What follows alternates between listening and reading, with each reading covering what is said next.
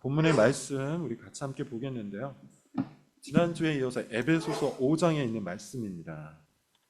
좀 나누어서 읽겠는데 먼저 5장 1절부터 7절의 말씀, 그리고 25절부터 33절의 말씀입니다. 먼저 1절부터 7절 교독을 하도록 하겠습니다.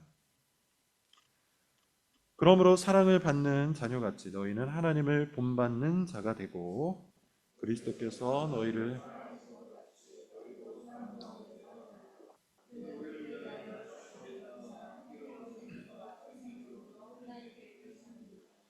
음행과 온갖 더러운 것과 탐욕은 너희 중에서 그 이름조차도 부르지 말라. 이는 성도에게 마땅한 바니라.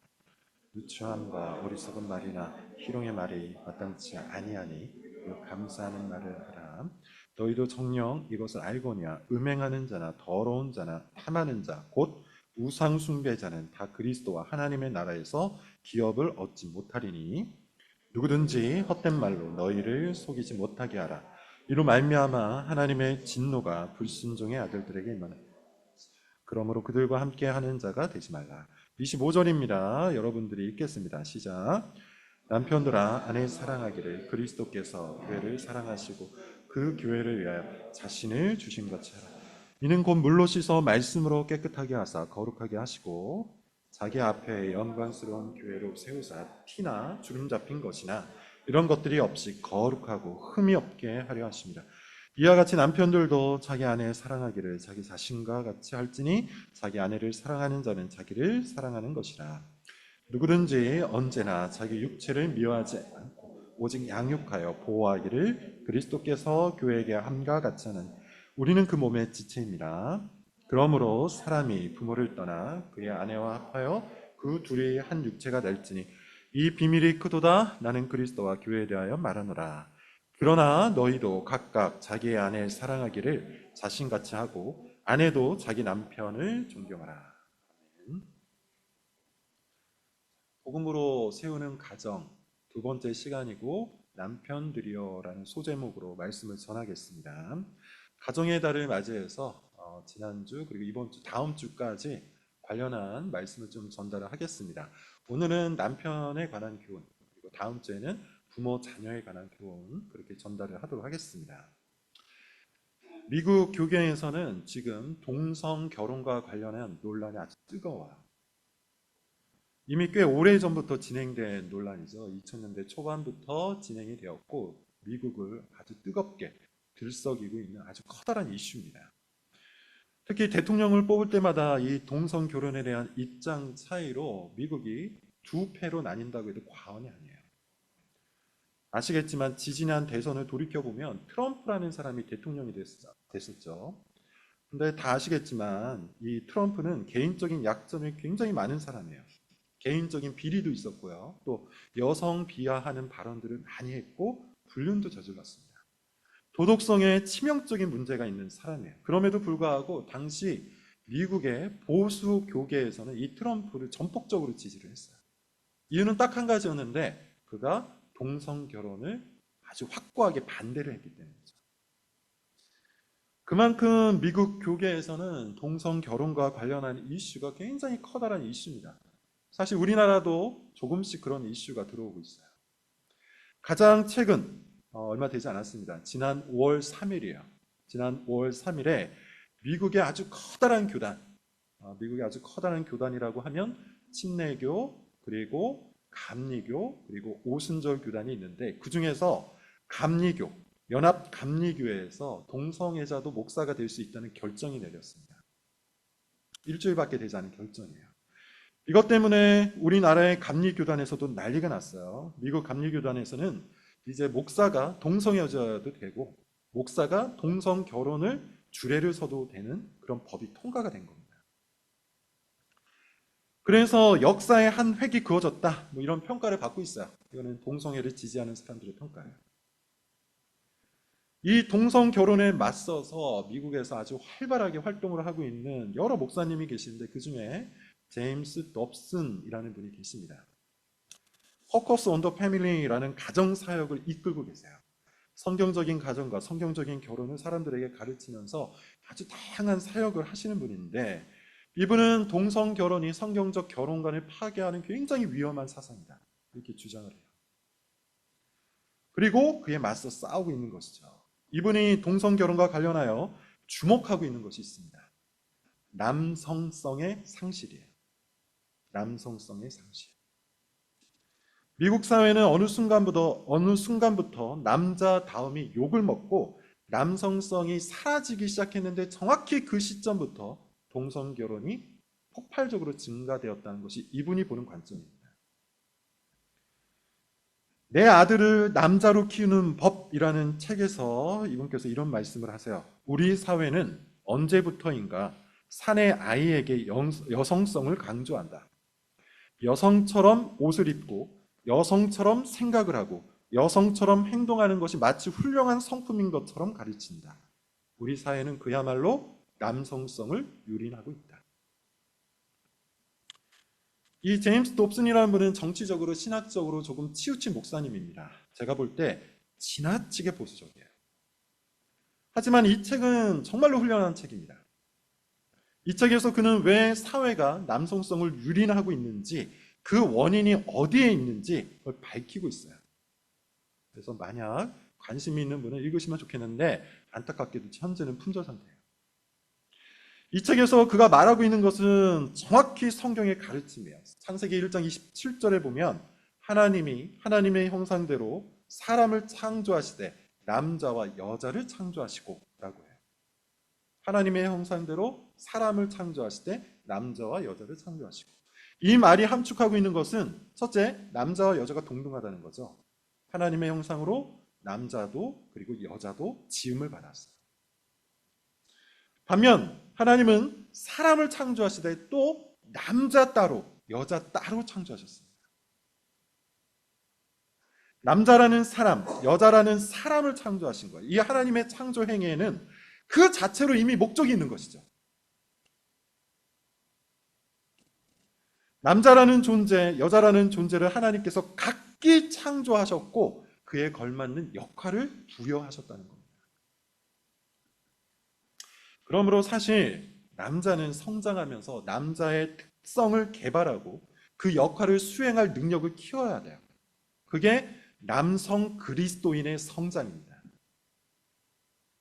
여자도 마찬가지죠. 여자도 성장하면서 여성의 특성을 개발하고요, 그 역할을 수행할 수 있는 능력을 키워야 돼요. 이게 여성 그리스도인, 여성 제자됨이에요. 그리고 남자의 특성과 여자의 특성이 본격적으로 열매를 맺는 게 바로 뭐냐? 결혼입니다. 창세기 2장 24절, 남자가 부모를 떠나 그의 아내와 합하여 한 몸을 이루라. 남자는 남편이 됨으로, 여자는 아내가 됨으로 각각 하나님이 창조하신 대로 남자의 역할과 여자의 역할을 훌륭하게 수행할 수 있는 거예요. 그런데 문제가 발생하죠. 우리가 창세기 3장에서 보듯이 타락이 들어와요. 죄가 들어와요. 타락이 모든 것을 깨뜨립니다. 지난주 디모데전서 강의에서 제가 말한 것처럼 사탄의 특징이 있어요. 사탄의 특징은 뭐냐면 하나님의 모든 것을 싫어하는데 그것을 아주 교묘하게 활용을 한다는 것이죠. 예컨대 순서를 뒤집어요. 순서를 뒤집고 질서를 바꿔요. 그래서 하나님께서는 사람을 창조하실 때 어떻게 창조하셨습니까? 남자를 먼저 창조하시고 남자에게 말씀하시고 그리고 여자를 창조하셨어요. 그런데 타락의 순서를 보면 어떠하죠? 사탄은 여자에게 먼저 접근하여 여자에게 말하고 그 다음에 여자가 남자에게 얘기하죠. 이것은 여자가 주도권을 행사하게 만드는 창조의 질서를 역순으로 바꾸는 사탄의 방식입니다. 창세기 3장 16절 이런 표현이 있는데요. 너는 남편을 원하고 남편은 너를 다스릴 것이다 라는 말이 나오는데, 이것은 타락한 이후 하나님께서 하와에게 주신 말씀이에요. 좋은 겉면이 아니고요, 징계와 심판의 말씀입니다. 남편을 원한다는 말은 네가 남편을 지배하고 싶은 욕망을 갖게 된다는 뜻이에요. 원래는 하나님께서 만들어 놓으신 가정 질서는 어떠하죠? 남편이 가정의 머리가 되는 거예요. 남편이 가정의 머리가 된다는 것은 여러 가지 뜻이 있는데, 기본적으로 말씀을 드리면 가정의 주도권을 갖는다는 겁니다. 남편이 가정의 주도권을 갖고 아내가 그것에 순종하는 것이 하나님이 그리신 가정의 원리예요. 그런데 타락한 이후 여자들은 그걸 인정하지 않게 되었다는 겁니다. 오히려 자신이 가정의 머리가 되고 싶어하고 가정의 주도권을 행사하고 싶어하고 남자를 이기고 싶어하는 욕구가 타락 이후 여자의 마음속에 들어왔다는 것이죠. 그래서 이런 말을 하는 여성들이 종종 있죠. 우리 교회는 당연히 없지만 우리가 세상 밖으로 나가거나 아니면 다른 교회에서도 이런 말을 하는 사람들 종종 봅니다. 결혼 초반에, 신혼 초반에 남편을 잡아서 주도권을 내가 행사해야 한다. 이런 것을 결혼의 팁이라고 가르쳐주는 사람들이 있어요. 그러나 여러분, 이것은 성경이 가르치는 교훈은 아니에요. 그런데 무엇보다도 이 모든 일들에 남자들의 책임이 가장 큽니다. 이것이 설교의 주제예요. 남성성을 제대로 이해하지 못하고 남자다움을 제대로 키우지 못하고 남자의 역할, 남편의 역할을 제대로 수행하지 못하기 때문에 이 모든 일들이 일어난 거예요. 예컨대 아담은 아담으로서, 남자로서, 남편으로서 이 모든 상황 속에서 올바르게 가정을 이끌었어야 되는데 그렇게 하지 못했죠. 결국 모든 원인이 남자에게 있다는 겁니다. 왜 그러냐? 아주 간단해요. 하나님께서 남편을 가정의 머리로 세우시고 그것을 가정의 질서로 삼으셨기 때문이에요. 노무현 대통령 다 아실 겁니다. 정치적 평가는 뒤로 하겠고요. 이분이 하셨던 말씀 중에 굉장히 마음에 와닿은 것이 하나 있었어요. 퇴임 후에 이런 말씀을 하셨던 것 같은데, 대통령이었을 때는 비가 와도 내 탓인 것 같고 비가 안 와도 내 탓인 것 같다. 대통령은 국정의 최종 책임자이기 때문에 항상 그런 책임감을 갖고 있었다는 뜻이겠죠? 남편도 마찬가지입니다. 남편은 가정의 머리, 가정의 최종 책임자이기 때문에 모든 것을 자기 탓으로 돌려야 돼요. 아내 탓을 하거나 자녀 탓을 하거나 이런저런 핑계를 대는 것이 아니라 결국 내 탓이라는 생각을 가져야 된다는 것이죠. 그것이 머리인 사람에게 주어져 있는 책임입니다. 자, 오늘 그 이야기를 좀 해보도록 하겠는데, 지난주에는 아내에게 주는 말씀, 중요한 말씀이었습니다. 다시 한번 잘 살펴보기를 권면드리고요. 오늘은 남편에게 주는 말씀인데, 남편에게 주는 말씀의 핵심 25절입니다. 사실 25절이 처음이자 끝인데 오늘 설교는 그걸 좀 더 풀어서 보도록 할게요. 25절 같이 한번 읽어보겠습니다. 시작.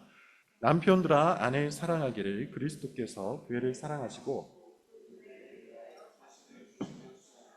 사랑해야 되겠죠? 너무나도 당연한 얘기예요.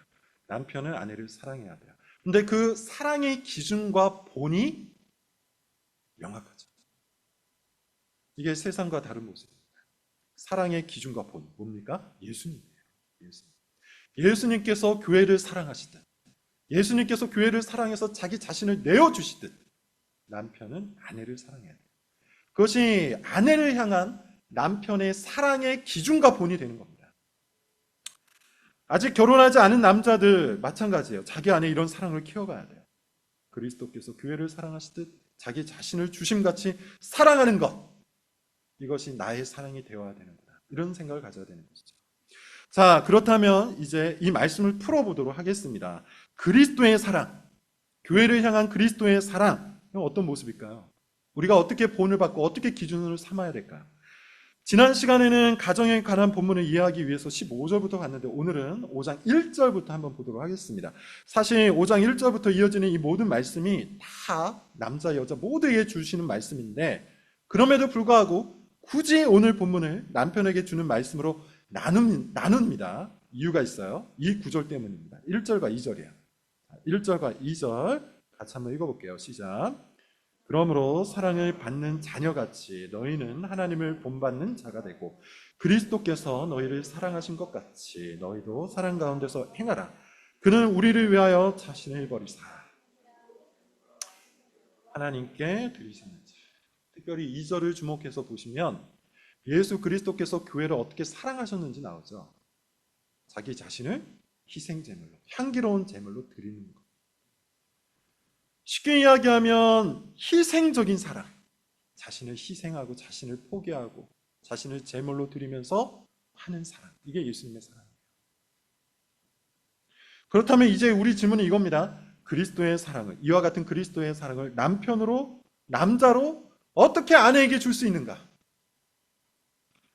본문의 근거에서 세 가지를 권면하겠습니다. 이 세 가지 말고도 많은 것들이 있지만 본문을 통해서 세 가지만 좀 말씀을 드려볼게요. 그리스도의 사랑을 남편으로 어떻게 아내에게 줄 수 있는가? 첫 번째, 나 자신을 경건하게 빛의 자녀로 갖고 있는 것. 모든 남성들은 자기 자신을 경건하고 경건하게 그리고 빛의 자녀로 깨끗하게 갖고 나가야 돼요. 이것이 그리스도가 교회를 사랑하듯 아내를 사랑하는 것. 예수님은 빛이죠. 예수님의 사랑은 다 선에 속한 겁니다. 예수님의 사랑에는 악한 것이 없어요. 그러므로 아내를 그리스도처럼 사랑하기 위해서 남편은 그리스도와 같이 빛에 속해야 돼요. 선에 속해야 돼요. 깨끗하고 정결해야 돼요. 3절부터 5절을 여러분 보겠습니다. 3절부터 5절의 말씀이 우리에게 주는 교훈이 있는데요. 같이 한번 읽어보도록 할게요. 시작. 음행과 온갖 더러운 것과 탐욕은 너희 중에서 그 이름조차도 부르지 말라. 이는 성도에게 마땅한 말이라. 누추함과 어리석은 말이나 희롱의 말이 마땅치 아니하니 오히려 감사하는 말을 하라.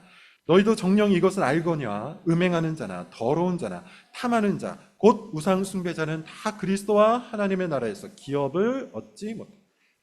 3절부터 5절 여러 가지 말씀이 있는데 말하는 바 한 가지로 정한다면 뭐라고 할 수 있을까요? 온갖 문란한 언행을 제거하라는 것이죠. 종종 이렇게 말하는 남자들이 있어요. 심지어 교회 안에서도 그렇게 주장하는 남자들이 있습니다. 남자의 본능은 어쩔 수 없다.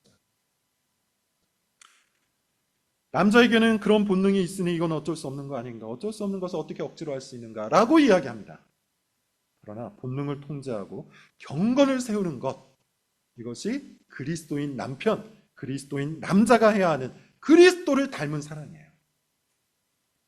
한 여자를 위해서 나 자신을 경건하고 깨끗하게 지키는 것, 내 아내를 위해서 내 몸과 마음을 정결하게 지켜내는 것, 그것이 남편의 사랑이에요. 예수님께서 오로지 우리를 향해 자기 자신을 희생 제물로 내어주신 것처럼, 예수님께서 오로지 택한 교회를 위해 자신을 향기로운 제물로 드리신 것처럼 남편도 오로지 내 아내를 위해 자기 자신을 깨끗하게 지켜 향기로운 제물로 드려야 되는 거 아니겠어요? 주어야 하는 거 아니겠어요? 내 마음과 내 언어와 내 행동과 내 손발은 오로지 아내를 위한 것이다. 그래서 이렇게 말하고 있습니다. 3절에 보면 음행과 온갖 더러운 것과 탐욕을 어떻게 하라? 이름조차도 부르지 말라. 이름조차도 부르지 말라. 이것이 성도에 마땅한 것이다. 물론 여러분, 이 말씀은 남성도 여성도 모두에게 주어진 말씀입니다. 다만 지금 주제상 남편들에게 적용을 하고 있는 거예요. 자, 저는 이 말씀에서 특별히 주목하고 싶은 말씀이 있어요. 이름조차 부르지 말라는 말입니다. 이름조차 부르지 말라는 말의 의미가 뭡니까? 모든 가능성을 차단하라는 얘기죠. 자기 자신을 그 모든 문란함에서, 그 모든 음행에서, 거기에서 자기 자신을 깨끗하게 지켜내라는 겁니다. 쳐다보지도 말라는 것이고 가까이 하지도 말라는 것이고 할 수만 있으면 생각도 하지 말라는 거예요. 불가능하다 이렇게 생각하는 사람이 있을 수 있는데 그렇지 않습니다. 성령께서 그것을 도우세요. 우리가 남편 그리스도인이 되는 것은, 남자 제자가 되는 것은 하나님께서 우리 홀로 맡겨놓으신 그런 의무가 아니라 성령께서 도우시는 겁니다. 저도 이 시대를 살아가는 사람으로 우리 시대의 미디어가 사실상 성적 코드로 가득하다는 것을 알아요. 유튜브를 보더라도, 웹툰을 보더라도, 영화를 보더라도, 아니면 커뮤니티 같은 데 들어가더라도 성적인 요소가 안 들어가 있는 것이 거의 없죠. 그래서 앞서 말한 것처럼 이런 시대에 어떻게 이름조차도 부르지 않을 수 있는가, 어떻게 가까이 하지 않을 수 있는가, 이건 너무 지나치게 반문화적인 거 아닌가. 그러나 그렇지가 않습니다. 계속해서 말씀을 드린 것처럼 성령께서 우리를 도우세요. 그래서 6절 7절에 이런 말씀을 하는 것이죠. 누구든지 헛된 말로 너희를 속이지 못하게 하라. 그러므로 그들과 함께하는 자가 되지 말라. 속지 말라고 해요. 어떤 말에 속지 말라는 겁니까? 괜찮다. 남자는 다 이런 본능이 있다. 이 정도는 다 한다. 이게 문화다. 여기에서 어떻게 우리를 지킬 수 있는가? 적당하게. 선만 넘지 않는 그런 한계선에서. 그러면 되지 않겠습니까? 이렇게 말하는 사람들에게 속아 넘어가지 말라고 합니다. 그리고 그런 일을 행하는 자들, 음란한 문화를 당연하게 여기는 자들과 함께 하지도 말라 그래요. 여러분, 희생적인 사랑이라는 것은 더 중요한 것을 위해 덜 중요한 것을 얼마든지 희생하는 거예요. 그게 희생적인 사랑이에요. 내가 적당한 한계를 그어놓고 내가 적당한 선을 만들어 놓고 이 정도는 괜찮지라고 생각하는 게 아니라 더 중요한 것이 있기 때문에 덜 중요한 것을 얼마든지 희생시킬 수 있는 것이 희생적인 사랑입니다. 유튜브, 웹툰, 영화, 인스타 커뮤니티, 여러분 그런 것들을 봐야 하는 절대적인 이유가 있습니까? 우리 남편들, 남자들에게 물어봅니다. 절대적인 이유가 있습니까? 그걸 안 보면 뭐 죽습니까? 이런 것들을 다 섭렵해야 하는 어떤 절대적인 이유가 있습니까? 저도 유튜브를 보고 영화를 보지만 상당히 가려서 봐요. 내 몸과 내 마음을 정결하게 지켜서 내 아내를 사랑하기 위한 것이죠. 그래서 그럴 가능성조차 차단하는 것, 이것이 성도가 마땅히 할 바예요. 4절을 보세요. 이런 표현도 나옵니다. 누추함과 어리석은 말이나 희롱의 말이 마땅치 아니하니 오히려 감사하는 말이야. 누추함과 어리석은 말, 이거는 바보 같은 말, 뭐 추잡한 말, 뭐 이런 걸 뜻한답니다. 그리고 희롱의 말은 조금 더 성적인 말인데 재치 있는 말, 뭐 이런 말이 포함되어 있어요. 그러니까 음담패설을 하면서 남들을 기쁘게 해주는 뭐 이런 말들을 뜻한다는 거예요. 그런 것을 즐기지 말라고 합니다. 여성들에게 가능성을 얻고자 하는 유혹의 말, 꼬시는 말, 추파를 던지는 말, 이런 말을 하지 말래요. 당연한 거죠. 그리스도인에게 언어는 재미가 목적이 아닙니다. 그리스도인에게 언어는 유혹이 목적이 아니에요. 특히 그리스도인 남자에게 언어는 굉장히 중요하죠. 그래서 제가 과거에 그런 말씀을 많이 드렸습니다. 우리 특별히 기혼 남자들, 기혼 여성이나 미혼 여성들을 대할 때 자기의 언어를 주의할 것을.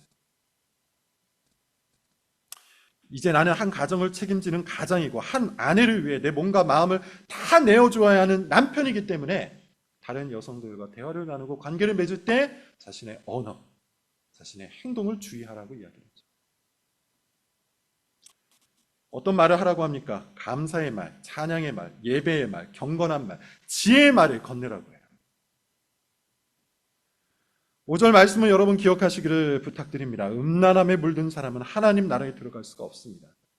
그것은 여전히 내가 내 죄에 불뚫려 있다는 증거이기 때문이에요. 그러므로 우리 남자 교인들, 특별히 남편 그리스도인들은 이 문제, 이 음란함과 문란함의 문제를 가볍게 여기지 말고 그리스도를 닮은 참된 사랑을 위해, 아내를 위해 여러분 자신의 몸과 마음, 언행을 정결하게 가꾸시길 바랍니다. 두 번째, 본문에 의해서 우리가 그리스도의 사랑, 아내를 향한 그리스도의 사랑을 쫓아야 되는데 두 번째는 이겁니다. 아내의 영적 성장을 도모하는 거예요. 이게 남편이 해야 하는 그리스도의 사랑이에요. 자, 본문을 볼게요. 25절부터 27절입니다. 25절부터 27절 같이 한번 읽어보겠습니다. 시작. 남편들아 아내 사랑하기를 그리스도께서 교회를 사랑하시고 그 교회를 위하여 자신을 주심같이 하라. 이는 곧 물로 씻어 말씀으로 깨끗하게 하사 거룩하게 하시고 자기 앞에 영광스러운 교회로 세우사 티나 주름 잡힌 것이나 이런 것들이 없이 거룩하라. 남편은 그리스도처럼 아내를 사랑하라. 25절에서 그렇게 얘기를 하고 있는데요. 이유가 뭐라고 합니까? 이유. 26절에 보면 이는 이라고 하면서 이유를 설명해 주죠. 이유가 뭐죠? 물로 씻어 말씀으로 깨끗하게 하사 거룩하게 하시고 자기 앞에 영광스러운 교회로 세우사 티나 주름 잡힌 것이나 이런 것들이 없이 거룩하고 흠이 없게 하시라. 무슨 말입니까? 예수님께서 십자가에서 희생적인 사랑으로 우리를 사랑하신 이유가 어디에 있어요? 우리를 영광스러운 교회를 만드시려. 우리를 흠이 없고 거룩한 교회가 되게 하시려. 여러분, 사랑이라는 것은 목적이 없는 맹목적인 포용이 아닙니다. 성경이 말하는 사랑이라는 것은 무조건적인 수용도 아닙니다. 예수님의 십자가 사랑은 매우 명확한 목적이 있어요. 그게 뭡니까? 영광스러운 교회, 흠이 없고 주름이 없는 거룩한 교회를 만드시는 겁니다. 예수님은 왜 교회를 위해 자기 자신을 주시기까지 사랑하셨다고 합니까? 거룩하고 흠이 없도록 만드시기 위해. 그러므로 예수님처럼 아내를 사랑하고자 하는 남편은요, 아내의 영적 성장에 관심을 기울여야 돼요. 아내의 신앙을 자기 책임으로 여겨야 돼요. 아내가 말씀을 사랑할 수 있도록. 그 말씀으로 자기 자신을 거룩하게 가꾸어 갈 수 있도록. 그 말씀을 통해 예수님을 더 뜨겁게 사랑할 수 있도록 신경을 써야 되고 애를 써야 되고 가르쳐야 돼요. 아내들의 입장에서는 기분이 나쁠 수 있지만 성경이 말하는 뉘앙스를 좀 그대로 전달하자면 남편들은 아내들을 말씀으로 양육을 해야 됩니다. 말씀으로 양육하여서 아내의 성품이 그리스도의 성품으로 성경이 말하는 현숙한 아내가 될 수 있도록 이끌어가야 돼요.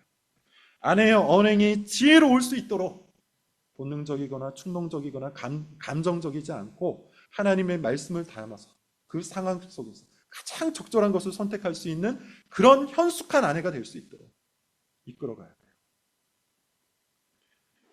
예수님을 더욱더 사랑할 수 있도록 자기를 희생해서 아내의 영적 성장을 도모하는 것, 이게 그리스도의 사랑을 본받는 남편의 사랑입니다. 한번 물어보죠. 우리 남편들, 아내의 신앙을 위해서 시간을 충분히 내고 있습니까? 시간을 내어서 아내와 더불어 성경을 읽고 있습니까? 경건한 서적을 읽고 신앙적인 이야기를 함께 나누는 거에 힘을 쓰고 계십니까? 때로는 올바른 분별력, 때로는 올바른 지혜를 갖고 아내를 바르게 잘 인도하고 계십니까? 아내의 신앙이 여러분을 만나기 이전보다 더 성장하고 더 뜨거워지고 더 안정적으로 변하고 있습니까? 여러분 아내의 신앙을 위해 기꺼이 여러분의 시간과 열정을 쓰고 계십니까? 저는 이것이 남편이 아내에게 주는 가장 커다란 사랑이라고 믿어요. 왜냐하면 그것이 예수님의 사랑이기 때문이에요. 예수님께서 십자가에서 죽기까지 사랑하신 이유는 교회를 거룩하고 흠이 없는, 주름이 잡히지 않은 가장 영광스러운 교회를 만드시기 위해서입니다. 그러므로 이 사랑을 실천하기 위해서 남편은 당연히 마땅히 많은 것들을 희생할 수 있어야 돼요. 저는 그렇게 믿습니다. 직장에서의 성취도 일부 포기할 수 있어야 돼요. 아내에게 가장 커다란 사랑을 주기 위해서. 또한 내 개인의 취미 활동이나 개인의 시간에 희생할 수도 있어야 돼요. 아내에게 가장 커다란 선물, 그것을 주기 위해서 내가 그동안 즐겨왔던 일들을 기꺼이 포기하고 아내의 영적 성장을 위해 시간과 열정을 마련할 수 있어야 됩니다. 그러므로 여러분 이것을 기억하시기를 권합니다. 아내의 신앙은 남편의 책임이에요. 하와의 타락은 아담의 책임이었습니다. 사라의 탈선은 아브라함의 책임이었습니다. 이세벨의 범죄는 아합의 책임이었어요. 남편들에게 전하고 싶은 말은 이겁니다. 아내 탓을 하지 마십시오. 오히려 여러분 자신을 돌아보십시오. 나는 충분한 시간을 갖고 충분한 열정을 갖고 아내의 신앙을 돌보고 있는가? 나는 예수님처럼 나 자신을 아내에게 주어서 아내를 흠없고 거룩한 존재로 만들어가고 있는가? 나는 내 아내의 영적 성장을 위해서 기꺼이 희생하고 있는가? 세 번째입니다. 본문의 근거에서 우리가 그리스도를 닮은 남편의 사랑을 배우고 있는데 세 번째는 이거야. 아내를 내 몸처럼 돌보라는 거. 28절부터 30절 같이 한번 읽어볼게요. 28절부터 30절입니다. 시작. 이와 같이 남편들도 자기 아내를 사랑하기를 자기 자신과 같이 할지니 자기 아내를 사랑하는 자는 자기를 사랑하는 것이라. 누구든지 언제나 자기 육체를 미워하지 않고 오직 양육하여 보호하기를 그리스도께서 교회에게 함과 같이 하나니 우리는 그 몸의 지체. 아내를 사랑하는 것이 자기를 사랑하는 것과 같다라고 얘기했는데 이 말의 의미는 29절에 나오죠. 이런 뜻입니다. 모든 사람은 자기 몸을 돌봐요. 배고프면 먹여주죠. 아프면 치료해주죠. 우리는 우리 몸을 아주 세심하게 돌봅니다. 이게 본능이에요. 힘들면 휴식을 취해주고 위험한 곳에는 가지 않습니다. 그렇게 우리는 본능적으로 자기 자신을 아주 세심하게 돌봐요. 이게 모든 사람들의 본능이에요. 그리고 예수님은 아내를 그렇게 돌보라고 하죠. 왜냐하면 예수님께서 교회를 그렇게 사랑하시기 때문이에요. 예수님은 교회를 자기 지체, 자기 몸으로 여기시기 때문에 자기 몸을 돌보듯 교회를 돌봐주세요. 그러니 그리스도의 사랑을 쫓고 있는 모든 남편들은 예수님처럼, 다시 말하면 자기 자신처럼 우리는 아내를 돌봐야 돼요. 예수님처럼 먹이고, 예수님처럼 보호하고, 예수님처럼 양육을 해야 돼요. 여기에는 특별히 여러분 물리적이고 물질적인 것이 포함되어 있다는 사실을 기억하시기를 바랍니다. 가정에 먹을 것을 공급해야 한다는 것이죠. 가정이 빈곤하지 않도록 직업을 구해야 돼요. 가정이 풍성해지도록 열심히 일해야 돼요. 이 남편의 역할이에요. 이기적인 욕구나 게으름 때문에 일하지 않는 남편이 되어서는 안 됩니다. 최근 통계를 보니 일하지 않는 사람들이 굉장히 많다고 하는데, 그 중에서도 조금 디테일하게 보니 결혼을 했음에도 불구하고 일하지 않는 남자들도 많이 있대요. 결혼하고도 부모님에게 손을 벌리고, 결혼하고도 아내에게 손을 벌리면서 그냥 하루하루 살아가는 아주 게으른 남편들이 상당하다는 통계가 있습니다. 그래서는 안 됩니다. 남편이 된 순간부터 남자는 이제부터 가정의 공급자예요. 가정의 머리로서 가정의 공급자가 되는 거예요. 책임감을 갖고 아내를 먹여야 됩니다. 책임감을 갖고 가정을 돌봐야 합니다. 물론 특별한 일로 인해서 잠시 아내가 돈을 벌고 남편이 공부를 하거나 아니면 그동안 모아놓은 돈을 갖고 다음 단계를 준비할 수 있어요. 하지만 이것은 아주 일시적인 것이 되어야 하고, 궁극적으로는 남편이 가정을 먹이는 가정의 공급자가 되어야 돼요. 그렇게 세심하게 돌볼 수 있어야 되는 겁니다. 세 가지를 말씀을 드렸어요. 아내를 사랑하는 남편이 되는 예수 그리스도처럼 아내를 사랑하기 위해서 우리는 세 가지를 해야 한다고 그랬는데, 첫 번째, 모든 남편들, 모든 남자들 자기 자신을 정결하게 가꿔야 합니다. 아내에게 내 몸과 마음을 온전히 순수하게 주기 위해서, 다 주기 위해서 우리는 우리 자신을 지키고 정결하고 깨끗하게 가꿔야 돼요. 두 번째, 아내의 영적 성장을 도모해야 돼요. 아내의 신앙은 남편 책임입니다. 세 번째, 아내를 내 몸처럼 세심하게 돌봐야 돼요. 아내를 내 몸처럼 먹이고, 내 몸처럼 입히고, 내 몸처럼 보호하는 것, 그게 그리스도를 추구하는, 그리스도를 닮은 남편의 사랑이에요. 서론에서 말씀드렸던 제임스 dobson이라는 분께서 쓰신 책 중에 남성성, 그 위대함의 본질이라는 책이 있는데, 그 책에 있는 내용 한 구절을 읽어보겠습니다. 이제 잠시 하나님의 멋진 계획을 살펴보자. 남자가 한 여자를 사랑하면 그는 헌신적으로 그를 보호하고 돌보며 조력하고 우리 사회의 대들보가 된다. 그는 자신의 정욕과 욕구를 추구하는 데 힘을 쏟아붓는 대신 가정을 이끌며 미래를 계획하고 안정된 직장을 구하는 데 전력한다. 그의 이기적인 욕구는 억제되고 정욕은 이성적으로 제어된다. 그는 아내와 자녀들에게 꼭 필요한 존재이므로 남자로서의 자부심을 느낀다. 그는 가족관계에서 맛볼 수 있는 모든 유익을 마음껏 누린다. 이게 하나님의 창조계획입니다. 이것이 남자들을 향한, 남편들을 향한, 남자 그리스도인들을 향한 하나님의 창조계획입니다. 마지막으로 그 책에 있는 제일 마지막 문장을 소개함으로 오늘 설교를 마치겠는데, 우리는 이런 남편이 됩시다, 우리는 이런 남자가 됩시다 하면서 믿음의 본으로 이분께서 이렇게 제시합니다. 자신이 누구인지 아는 남자들, 자신이 어디로 가고 있는지 아는 남자들, 자신이 믿는 분에 대해 아는 남자들, 자신의 이기적인 욕구보다 아내와 자녀를 더 중요하게 여기는 남자들, 자신이 믿는 것을 위하여 선한 싸움을 싸우는 남자들. 우리 시대는 이런 남자를 찾습니다. 우리 시대는 이런 남편들을 찾습니다. 우리 교회 가운데 있는 모든 남자들, 남편들이 이런 남편이 될 수 있기를 기도합니다. 기도하겠습니다.